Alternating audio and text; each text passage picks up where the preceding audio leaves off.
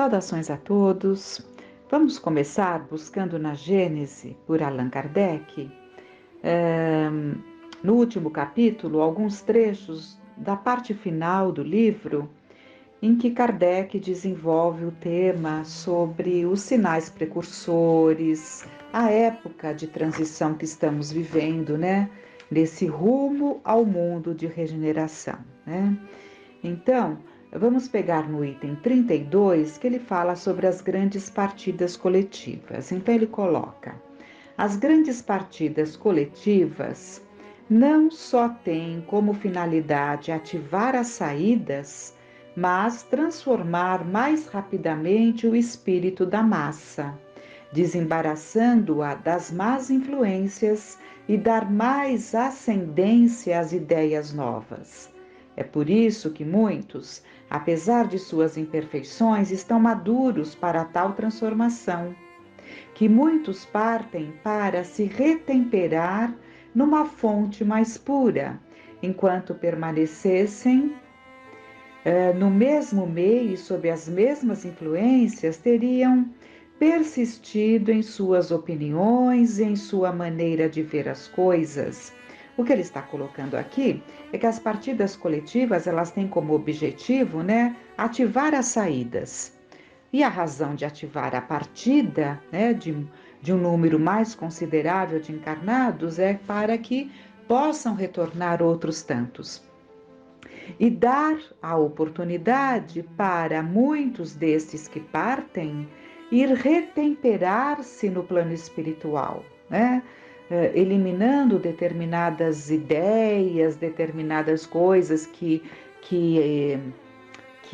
traziam aqui enquanto encarnados, porque num ambiente mais favorável fica mais fácil você se desvencilhar de uma série de situações e retornar num novo corpo mais preparado. Por isso que ele fala, é uma forma de muitos irem para o lado de lá para se retemperar. Então, é claro que há aqueles que estão partindo, né? E não retornam à Terra, porque não têm condições desse retorno. Mas há muitos que retornam para esse retempero, para esse reajuste, né, num ambiente melhor para dar seguimento. Continuando no texto. Uma permanência no mundo dos espíritos basta para lhes descerrar os olhos, porque ali vem o que não podiam ver sobre a Terra, né? Nos livros que vieram sobre essa parte aí da pandemia, né, foi comentado isso, de que muitos que estavam partindo para essa situação mesmo, né, para retornarem ali mais fortalecidos ainda. O incrédulo, o fanático, o absolutista poderão, pois, voltar com ideias inatas de fé, de tolerância e de liberdade, né? Porque nós sabemos que há muitos incrédulos que se tornaram incrédulos pela forma como as coisas lhes chegaram, pelas vivências e experiências equivocadas que viveram, né? Por parte de muitos que estavam ali para levar o conhecimento espiritual e acabavam tendo atitudes chocantes, né? Que levou muitos a se afastarem. E assim o fanático, o absolutista, né? Eles podem voltar depois de um reajuste no plano espiritual com ideias inatas, já nascendo com ideias de liberdade, né? Poderão então, pois, voltar com ideias inatas de fé, de tolerância e de liberdade. Em sua volta encontrarão as coisas mudadas e receberão o ascendente do novo meio no qual serão nascidos. Em vez de fazer oposição às ideias novas, serão seus auxiliares. Então, o que está sendo colocado aqui é que muitos ainda, como nós todos, né, trazendo muitas dificuldades, temos, muitos de nós, ainda a condição de nos retemperarmos no plano espiritual e retornando à Terra em tempos melhores, não mais influenciaremos negativamente, porque, pelo contrário, mais preparados absorveremos as ideias nascentes, crescentes, né? As ideias de fraternidade, né? Os verdadeiros ideais de liberdade, igualdade e fraternidade. A regeneração da humanidade não tem, pois, absolutamente necessidade da renovação integral dos espíritos. Basta uma modificação em suas disposições morais. Essa modificação se opera em cada um e em todos, que para tal estão predispostos quando são subtraídos à influência perniciosa do mundo. Aqueles que regressam, então, não são sempre outros espíritos, mas, na maior parte das vezes, os mesmos espíritos pensando e sentindo de outro modo. Quando essa melhoria isolada e individual passa desapercebida e não tem influência ostensiva sobre o mundo. O efeito é muito diverso quando ela se opera simultaneamente sobre grandes massas, pois então, segundo as proporções, em uma geração as ideias de um povo ou de uma raça podem estar profundamente modificadas. E não tenhamos dúvida disso. Olhemos a história, né? A história da humanidade. Então, ele afirma aqui que em uma geração de ideias de um povo ou de uma raça podem estar profundamente modificada.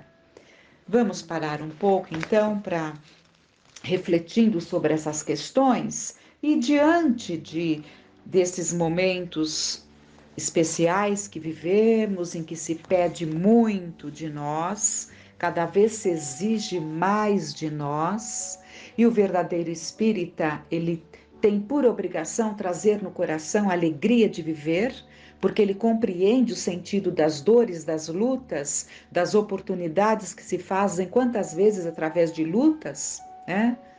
A dor é uma bênção que Deus envia aos seus eleitos, ele sabe disso. Então, o verdadeiro espírita carrega no seu coração uma alegria de viver, embora ele possa estar muito desencantado com fatos, desencantado com pessoas, mas ele consegue compreender o momento que vivemos. E nesse trabalho de construção de nós mesmos, para que tenhamos esta condição, né? Vamos ver no capítulo 14 do livro Vidas Vazias, da Joana de Ângeles, psicografado pelo Divaldo Franco, construção autoiluminativa. Autoiluminativa, porque é uma tarefa de cada um de nós. Então vamos. Diante das tempestades que estrugem vigorosas na atualidade, ceifando algumas das belas construções da inteligência humana por ausência da iluminação espiritual do amor, quase tombas no desânimo. Aquele desalento, aquele desencanto que estávamos falando, né? Quase tombas no desânimo. O esforço que aplicas em favor da divulgação do Evangelho, levando-te quase ao êxtase de comunhão com a erraticidade superior, aparentemente não consegue penetrar nos corações amigos, de modo a alterarem o comportamento para a vivência da doutrina de Jesus. Alguns se deslumbraram e tecem elogios verbais, sinceros sem dúvida. No entanto, mantém as mesmas atitudes materialistas que caracterizam os dias atuais, nos quais estorcegam sob o domínio das paixões nefastas. Outros nem sequer deixam transparecer as emoções, parecendo anestesiados. E nisso, comprazendo-se porque ouvem a palavra terapêutica da libertação e permitem-se arrastar pelos automatismos do cotidiano. E mesmo que digam, eu gostaria, mas não consigo. Não, não gostaria. Porque se realmente desejarmos, nós conseguimos. Grande número de amigos afetuosos permanecem amargos e depressivos, a tudo censurando, com intermina exaltação do ego acostumado à crítica doentia e destrutiva. Estamos vivendo tempos difíceis mesmo, né? Estamos percebendo, todos percebemos, até em nós, no outro, né? Enfim, basta estarmos atentos. Essa situação que ela nos coloca, né? De amigos queridos, afetuosos, mas que estão amargos, estão depressivos, estão críticos, né? E ela fala dessa exaltação do ego, né? Que nos leva a acostumarmos muito na crítica doentia e destrutiva, porque quando nós muito criticamos é porque nós estamos nos colocando acima, né? E isso é o ego. As pessoas falam-te sobre o reino de Deus como um mito belo e fantástico, impossível de ser conquistado, não obstante aceitem Jesus e repitam algumas de suas palavras de memória, né? Mas colocam Jesus muito distantes. Ante o insucesso aparente do bem e os naufrágios morais, porque há um grande desencanto em relação aos efeitos desse conhecimento libertador que o Consolador nos traz, né? Que o Consolador prometido por Jesus, um outro Consolador, essa doutrina esclarecedora, libertadora, né? Que nos situa onde realmente estamos e o que devemos fazer. Então, há um desencanto nesse sentido, porque há uma lentidão, né? Mas essa lentidão será por Deus apressada, né? Então, tem que estar lá no Evangelho, né? Que pelos eleitos esses dias não se tornariam infindos, né? Porque eles vêm para trazer a melhoria e quem não acompanhar vai continuar as suas experiências em outros mundos, né? Mas voltando, ante o insucesso aparente do bem e os naufrágios morais, sociais, econômicos e espirituais nos equívocos perturbadores, permites que um véu de tristeza desça sobre a tua face e a melancolia sussurre aos ouvidos dos seus sentimentos palavras de desânimo, como se a luz estivesse sob densa treva que não consegue diluir. Não te preocupes com as ocorrências menos felizes que repletam os periódicos e os veículos, que são jornais, né? E os veículos de comunicação de massa, assim como as virtuais, quase sempre fúteis e tóxicas, que são transitórias e logo serão substituídas pelas abençoadas conquistas da verdade e do amor. Essas experiências oferecem compreensão em torno dos fenômenos existenciais, lapidam as imperfeições do espírito, aprimoram as qualidades elevadas que dormem em germe no ser e aguardam momento para desenvolver-se. Deste modo, mantém o bom ânimo, nunca desanimando. Considera que os habitantes do planeta querido encontram-se em diferentes níveis de consciência, alguns ainda adormecidos no primitivismo, na expectativa de ajuda para crescer espiritualmente. Os teus irmãos mais difíceis de conviver serão o laboratório para as experiências do amor e da caridade moral. Não fujas deles, nem os antipatizes, porque geram dificuldades e criam problemas em tua volta. Felizmente, já podes discernir entre os valores éticos e optaste por aqueles que dignificam e promovem o ser.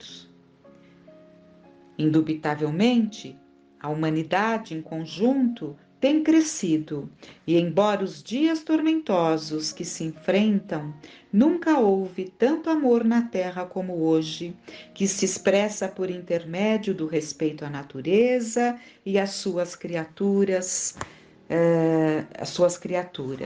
solidariedade nos momentos difíceis e lutas culturais em favor de leis mais justas e governos menos arbitrários.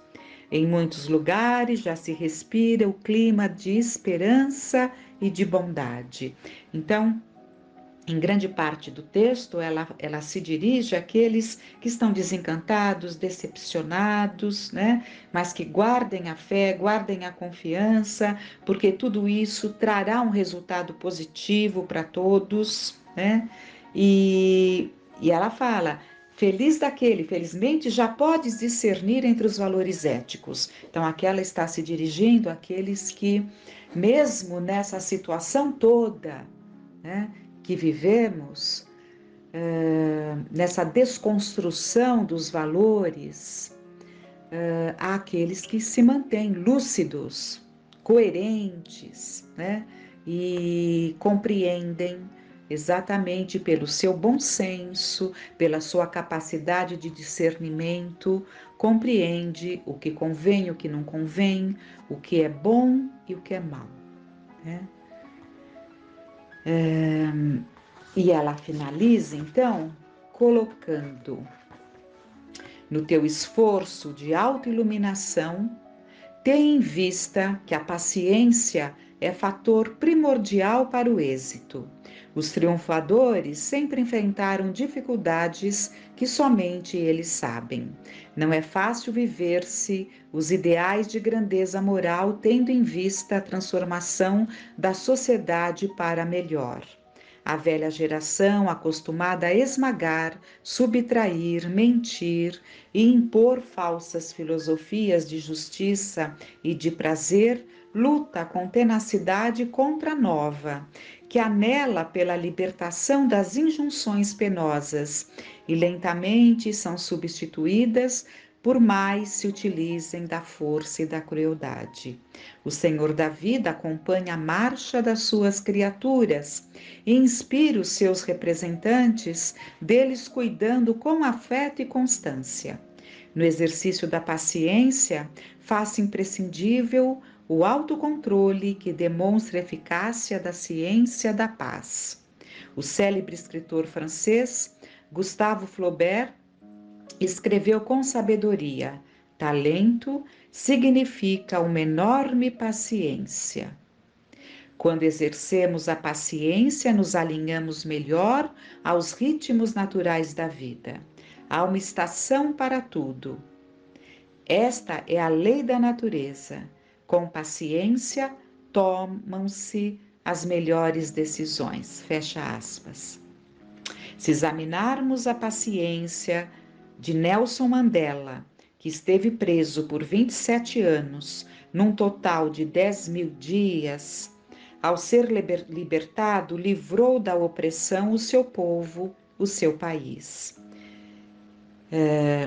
Persevera naquilo que crês, pois sabes que o amor é a única solução para todas as dificuldades humanas. O que não conseguires hoje, lograrás amanhã, se souberes permanecer firme e sem desalento.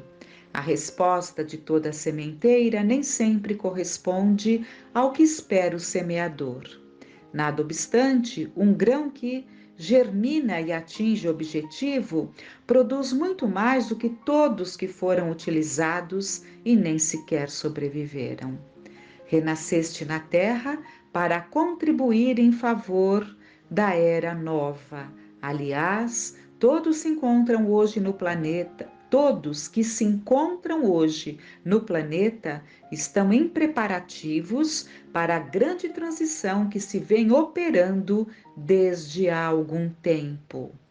No divino calendário não existe pressa, mas o ritmo das leis de equilíbrio para que cada acontecimento suceda no instante próprio. Assim, também ocorre com o programa de amor para os habitantes do planeta. Aqueles que hoje recalcitram Mais tarde retornam pela trilha da afetividade, que é de sabor imortalista. Não te atormentes, pois, cuida do teu aprimoramento interior, compreendendo o teu irmão de jornada e ajudando-o quanto possas, sem desfalecimento. Se agora sofres incompreensões e desafios, não interrompas a marcha, porque esses são sinais de êxito no teu empreendimento de iluminação. Jesus, que nos ama, desde o princípio dos tempos, apesar da nossa tremenda ingratidão, ainda não desistiu de nós. Permanece contribuindo para que o ser que somos, aos seus cuidados, cresçamos sempre e alcancemos a plenitude. Repetindo, permanece contribuindo para que o ser que somos, aos seus cuidados de Jesus, nosso pastor, nosso mestre, cresçamos sempre e alcancemos a plenitude. Nosso pastor, nosso caminho, o pão, eu sou o pão, eu sou o pão, eu sou a vida, eu sou o caminho, eu sou o vosso pastor, eu sou o vosso mestre, eu sou. Agradeçamos e coloquemos em nossas mentes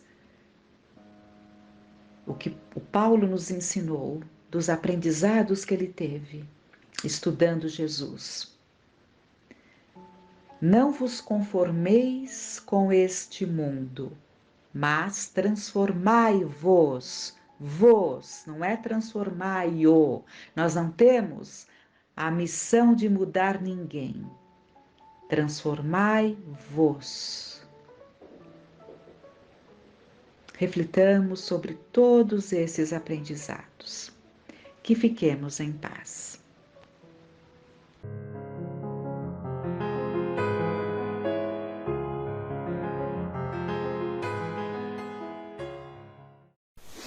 Olá pessoal, tudo bem?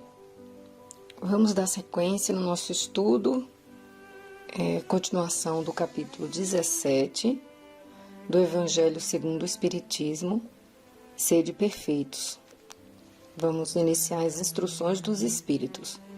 O dever. Lázaro, Paris, 1863. O dever é a obrigação moral, primeiro para consigo mesmo e em seguida para com os outros. O dever é a lei da vida. Encontra-se desde os menores detalhes, assim como nos mais elevados atos. Refiro-me apenas ao dever moral, e não ao dever que as profissões impõem.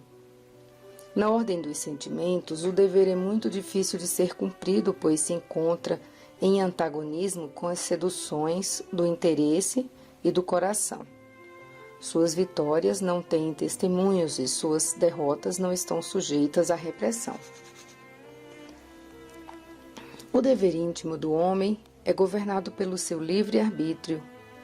Este aguilhão da consciência, guardião da integridade interior, o adverte e o sustenta, mas permanece muitas vezes impotente perante os enganos da paixão. O dever do coração, fielmente observado, eleva o homem, mas como este dever pode ser determinado? Onde ele começa? Onde termina? O dever começa precisamente no ponto onde ameaçais a felicidade ou a tranquilidade de vosso próximo, e termina no limite em que não desejaríeis vê-lo transposto em relação a vós mesmos. Deus criou todos os homens iguais perante a dor, pequenos ou grandes, incultos ou esclarecidos, sofrem todos pelas mesmas causas, a fim de que cada um avalie com sensatez o mal que pode fazer. O critério para o bem, infinitamente mais variado em suas expressões, não é o mesmo. A igualdade perante a dor é uma sublime providência de Deus, que quer que seus filhos, instruídos pela experiência comum, não cometam o mal, alegando a ignorância de seus efeitos. O dever reflete na prática todas as virtudes morais. É uma fortaleza da alma que enfrenta as angústias da luta. É severo e dócil, pronto para dobrar-se às diversas complicações, mas permanece inflexível perante suas tentações. O homem que cumpre seu dever ama mais a Deus do que as criaturas, e às criaturas mais do que a si mesmo. É ao mesmo tempo juiz e escravo em sua própria causa. O dever é o mais belo laurel da razão. Provém dela como um filho nasce de sua mãe.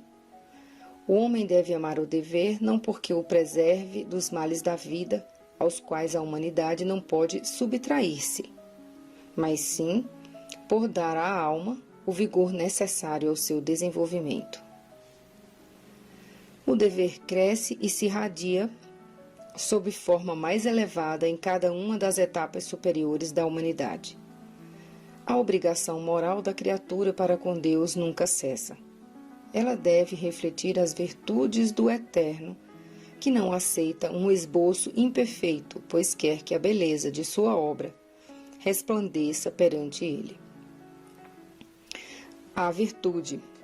François Nicolas Madeleine Cardeal Morlot, Paris, 1863.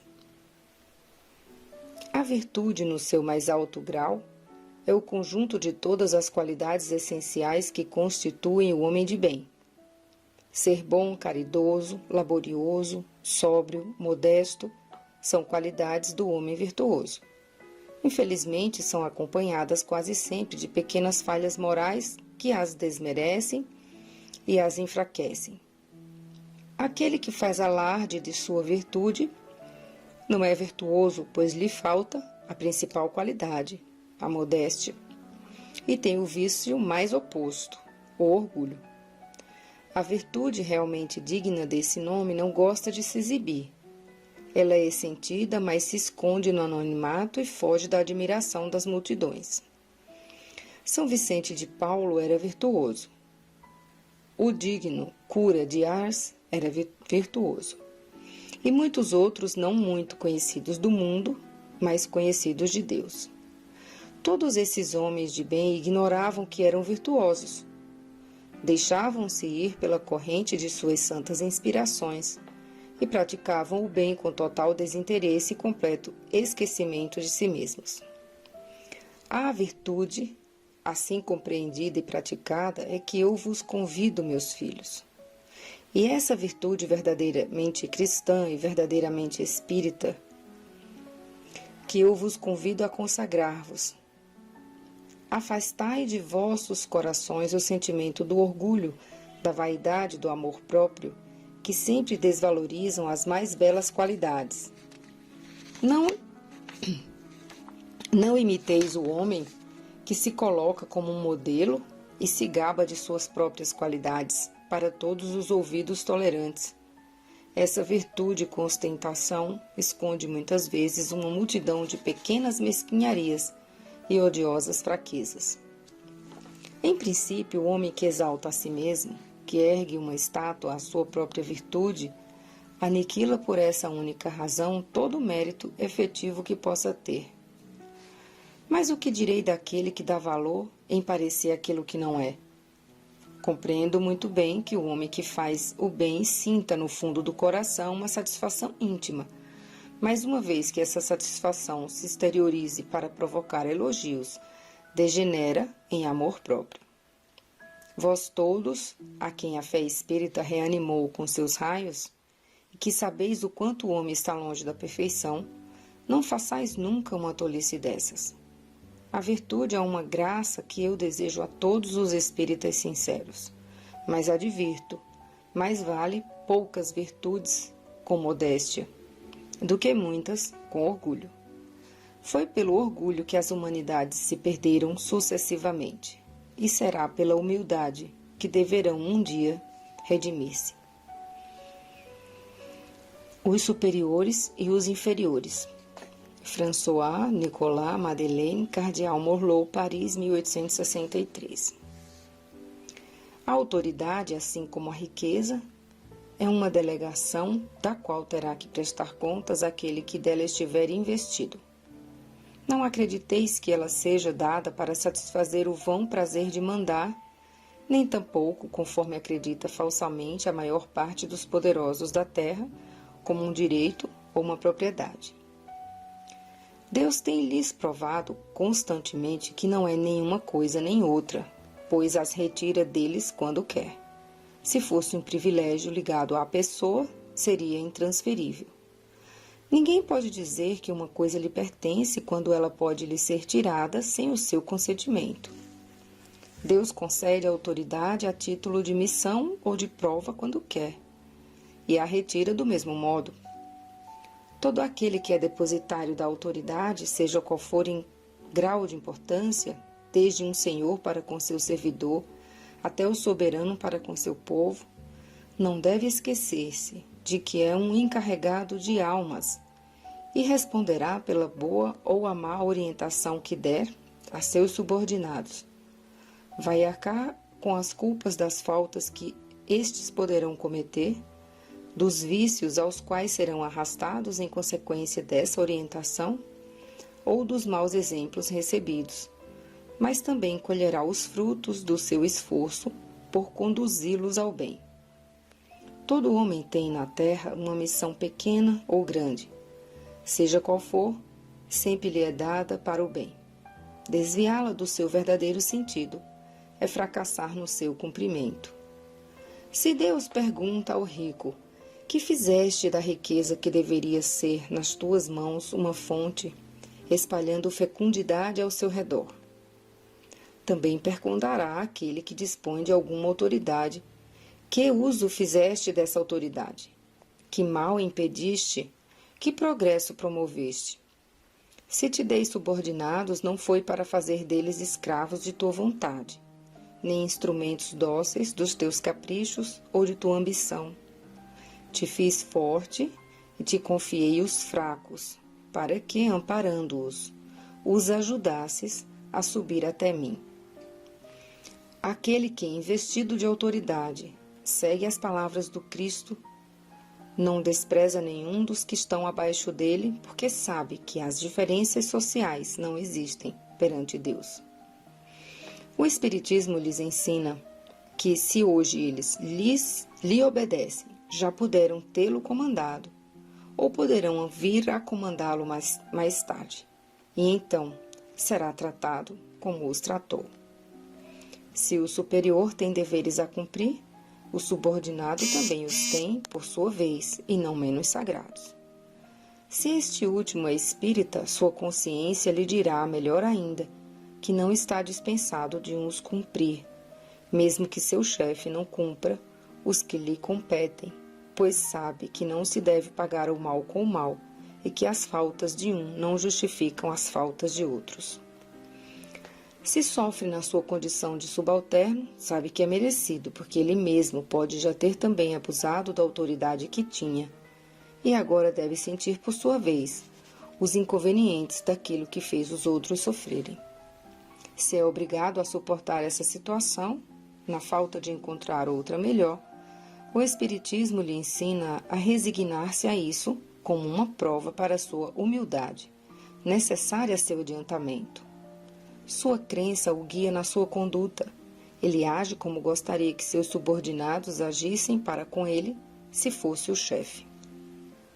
Por isso mesmo, é mais cuidadoso no cumprimento de suas obrigações, pois compreende que toda negligência no trabalho que lhe é confiado é um prejuízo para aquele que o remunera, a quem deve seu tempo e seus esforços. Em resumo, é guiado pelo sentimento do dever, que lhe advém de sua fé, e a certeza de que todo desvio do caminho correto é uma dívida que deverá pagar cedo ou tarde. O homem no mundo. Um espírito protetor, Bordeaux, 1863. Um sentimento de piedade deve sempre orientar o coração daqueles que se reúnem sob os olhos do Senhor e imploram a assistência dos bons espíritos. Purificai vossos corações. Não vos deixeis perturbar por nenhum pensamento fútil ou de prazeres materiais. Elevai vosso espírito em direção àqueles que vós chamais, a fim de que, encontrando em vós as necessárias condições, possam lançar em quantidade a semente que deve germinar em vossos corações, e nele produzir os frutos da caridade e da justiça. Não acrediteis, contudo, que, incentivando vossa dedicação à prece e à evocação mental, desejamos vos levar a viver uma vida mística, que vos coloque fora das leis da sociedade, onde estáis obrigados a viver. Não. Vivei com os homens de vossa época, como devem viver os homens. Mas se renunciardes às necessidades, ou mesmo às banalidades do dia a dia, fazei-o com um sentimento de pureza, que possa santificá-las. Se sois obrigados a estar em contato com homens cujos espíritos são de natureza diferente da vossa e de caracteres opostos, não deveis afrontá-los. Não os contrarieis. Sede alegres, felizes, mas com a alegria que provém da consciência limpa da felicidade de um herdeiro do céu que conta os dias que o aproximam de sua herança. A virtude não consiste em assumir um aspecto severo e sombrio, em rejeitar os prazeres que a vossa condição humana permite. Basta reger todos os vossos atos pela lei do Criador, que vos deu a vida. Quando se começa ou termina uma obra, deveis elevar o pensamento a Ele e pedir-lhe, no impulso da alma, a proteção para nela ter êxito, ou sua bênção para a obra acabada.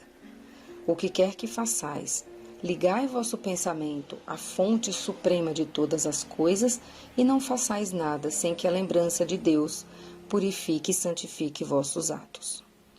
A perfeição encontra-se inteiramente, como disse o Cristo, na prática da caridade sem limites, porém os deveres da caridade se estendem a todas as posições sociais, desde a mais elevada à mais simples. O homem, se vivesse só, não teria como exercitar a caridade, e somente no contato com seus semelhantes, nas lutas mais difíceis, é que ele encontra a ocasião de exercê-la. Aquele que se isola priva-se voluntariamente do mais poderoso meio de aperfeiçoar-se, e pensando apenas nele, sua vida é a de um egoísta. Não imagineis que para viver em comunicação constante conosco, para viver sob a observação do Senhor, seja preciso entregar-se ao martírio e cobrir-se de cinzas. Não, mais uma vez, não. Sede felizes de acordo com as necessidades humanas, mas que na vossa felicidade nunca entre um pensamento ou um ato que possa ofender a Deus, ou entristecer a face daqueles que vos amam e vos dirigem. Deus é amor e abençoa aqueles que amam com pureza.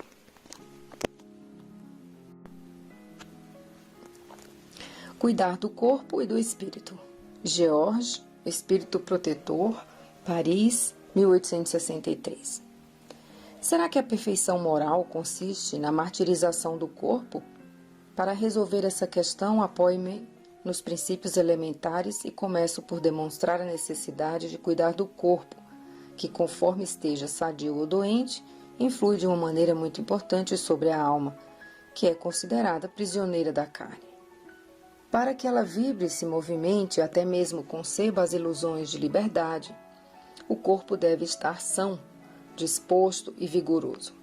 Estabeleçamos uma situação. Eis que ambos se encontram em perfeito estado. O que devem fazer para manter o equilíbrio entre suas aptidões e suas necessidades tão diferentes? Dessa confrontação, torna-se inevitável buscar seu ajuste equilibrado entre ambos, sendo que o segredo está em achar esse equilíbrio. Aqui, dois sistemas se defrontam, o dos ascetas, que querem aniquilar o corpo, e o dos materialistas, que negam a alma. Dois sistemas igualmente constrangedores, tão insensatos, tanto um quanto o outro. Ao lado destas grandes correntes de pensamento, há um grande número de indiferentes, que sem convicção e sem afeições, amam com frieza e não sabem se divertir.